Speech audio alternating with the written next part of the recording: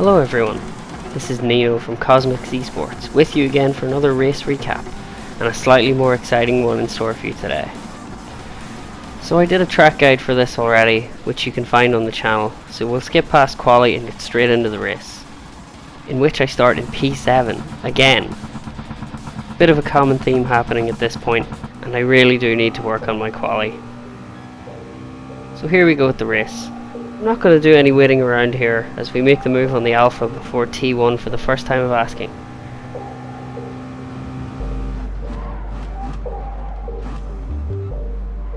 However, I do get it all kinds of wrong and almost ruin the races of 15 people by losing the toe.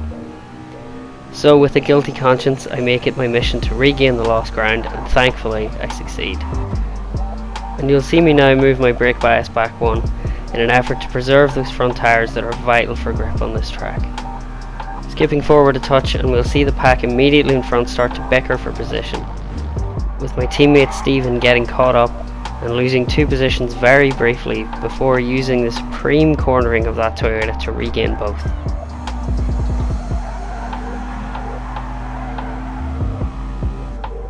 However, that won't quell these drivers' thirst for better track positions, as their straight line speed is worlds above Stevens.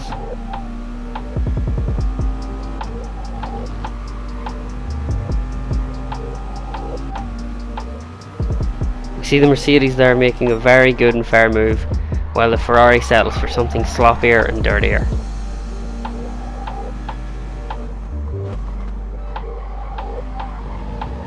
Starting lap 3 now, I'm going to move that brake bias further back. I like to do it gradually as I feel a frontward bias is far more comfortable. I'll give it a little lift off the throttle to stay off Stephen's rear, and allow that Toyota to pull me along through the technical sections. Skipping forward into the lap now, you see the impatience of the Ferrari driver catch up to him, as he goes for an ambitious move on SDL Arnold and almost goes for a spin. Stephen is able to capitalise on the mistake and take 4th. But with the difference in top speed, it won't be long until the Ferrari retakes the position as we fast forward down the home straight.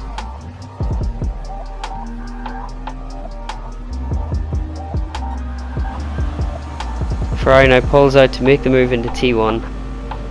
Hasn't quite got the overlap, but will surely make the lunge anyway. But...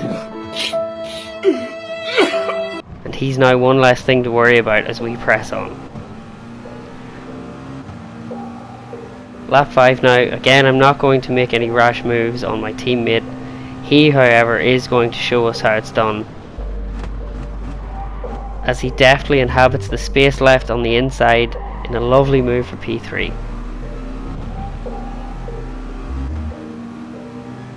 Moving forward again, Stephen isn't the only handling car who feels now is the time to pounce, as the Alpha makes a move up the inside. I'm going to give him just enough space and let him take the position. And if I've learned anything about Gran Turismo, it's that if you open the door for one, they never come through alone. Another black Ferrari with patience issues makes a rash move that really only serves to harm both our overall pace.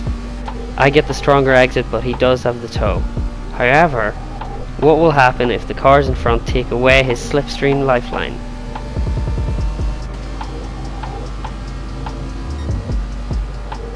What is sportsmanship indeed? The Alpha tries to cover the inside, and Mike is about to follow in the footsteps of his 4 Ferrari. Unlike the black Ferraris of yore though, Mike is able to hold on to our toe and make me a very nervous man for the rest of the lap. Luckily though, we managed to get back home unscathed and make our one and only pit stop of the race.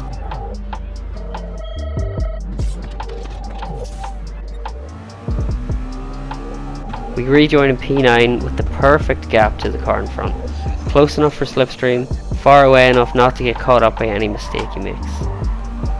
And as he gets tangled up with the Porsche, we aren't going to lose any major time, but rather occupy that cushion gap we had. And as the Porsche goes slow through the final turn and almost holds us up, I want to shake this man's hand for the display of sportsmanship as he pulls out and enters the pits.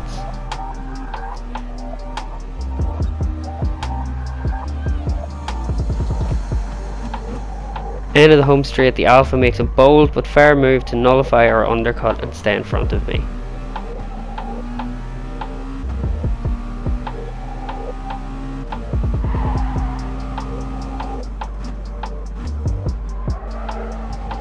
And you can sense the frustration of not being able to overtake on the straights, as he thinks about a couple of lunges on the Mercedes before being left a sitting duck on the home straight.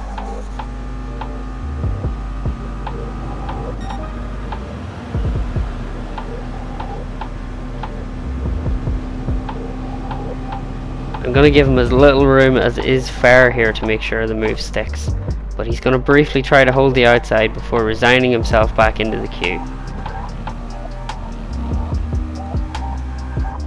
Same move now as a few laps past, but a different result. As I keep the position, I can sense him getting a little impatient, and sure enough, he makes an error on the uphill left-hander that disappears him from my radar.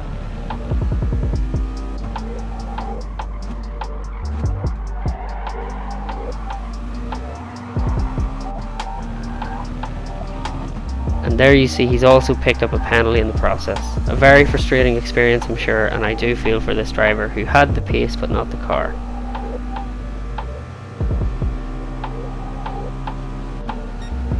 Lap 10, and only now have I recaught Stephen, who's now on the slower tyre, and he runs wide here. And I think he got very lucky to avoid a penalty. Just when.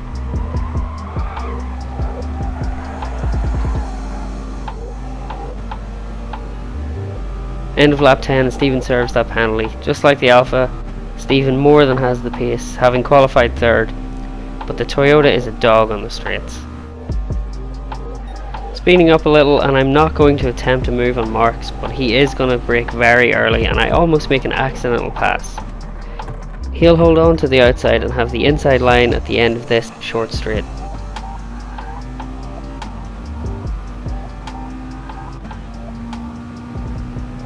Where I brake early to seed the corner.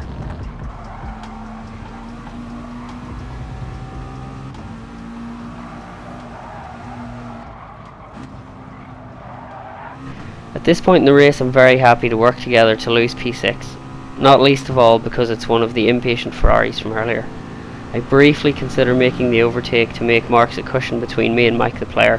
However, I decide instead to give him a little boost, knowing that the next lap will be the decisive overtake. He gives me a little signal either as thanks or telling me to pass, but I've made up my mind and will hold position, which thanks to a late pit stop by Marco is now a P4. So this penultimate lap is all about staying as close as I possibly can and hope that Mike behind can't close the shrinking gap by the checkered flag. But the gap now starting to fall at rapid pace, and I'm slightly worried that I've made the wrong call by holding position. We know Mike has no qualms with forcing an overtake, and we may have left ourselves wide open to a late change of fortunes. If he manages to get that gap below 1.5 seconds by the next straight, we could be in trouble. Likewise, if I'm unable to stay close enough to Marks to get a move done, I am very unlikely to get it done before the finish.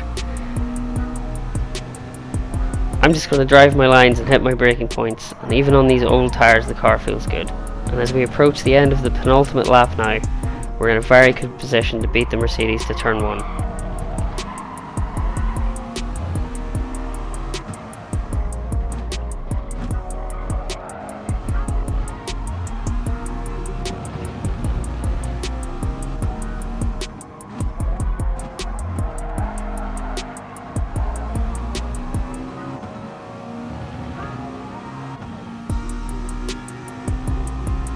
Getting the better exit and closing that gap rapidly, there'll be no bump draft this time as we sail past Marks.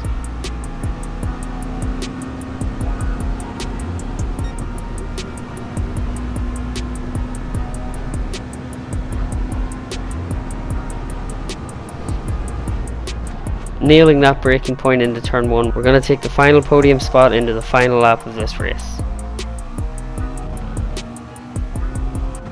But will the tyres hold on? Will the Mercedes beat our cornering abilities enough to get past again? And as we look at the leaderboard, we see that SDL Arnold is sitting in P1, which means our fight with Mike the player earlier may have been a crucial moment, and we might have had the potential for a win here. Putting that aside, we're just going to ensure we do the best final lap we can to bring this P3 home. And as Marks is able to stay very close behind, it's far from a done deal. A bad exit out of the last corner could see us easily demoted to P4 if not P5. But I'm able to get a good drive out. Mark's still very much on our exhaust pipe. Will he have the horsepower to beat us to the line?